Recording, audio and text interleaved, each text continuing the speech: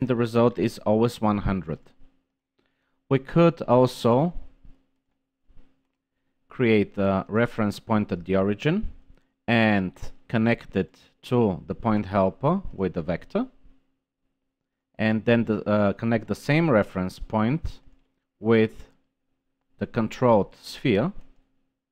As we can see, the red vector represents the distance from the point helper to the world origin, while the green vector represents the result of the normalization of the red vector and then multiplication by the scalar value of 100.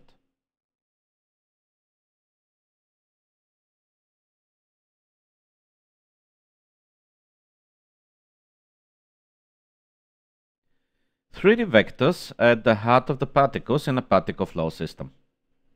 Each particle is represented as a point in space and calculates its motion using another vector representing its speed.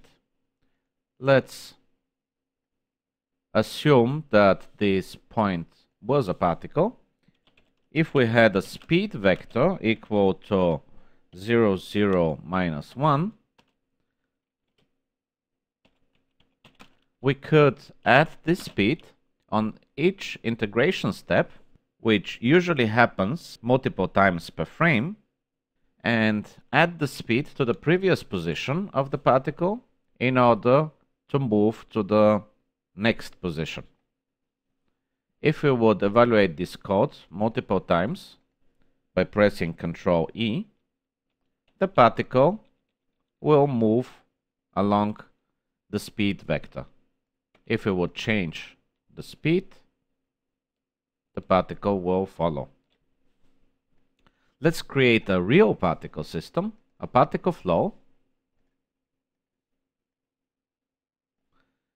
and set its speed to 30 units per second. Let's also emit all the particles on the first frame and change the display to lines. Since our scene has 30 frames per second and we are moving with a speed of 30 units per second, the lines represent the speed of the particles as units per frame.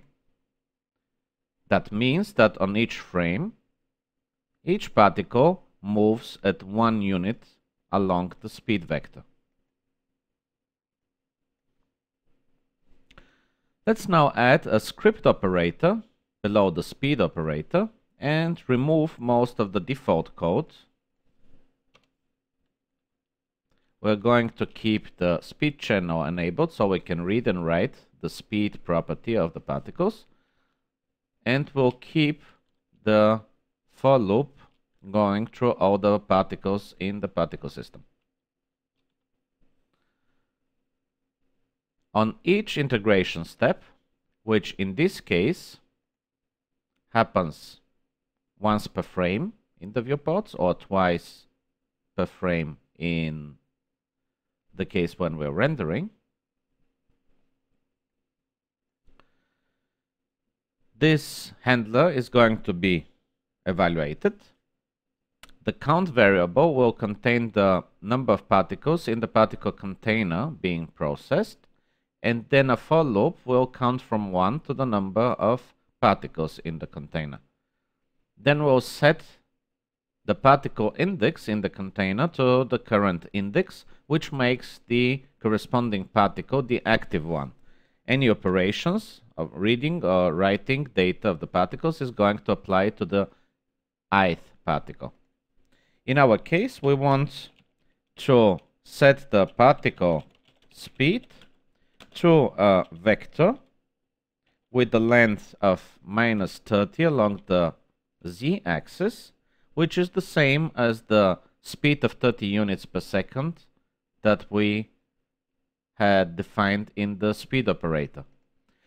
Since particle flow internally uses a speed represented as units per tick and not per frame or second, we'll have to do some additional calculations.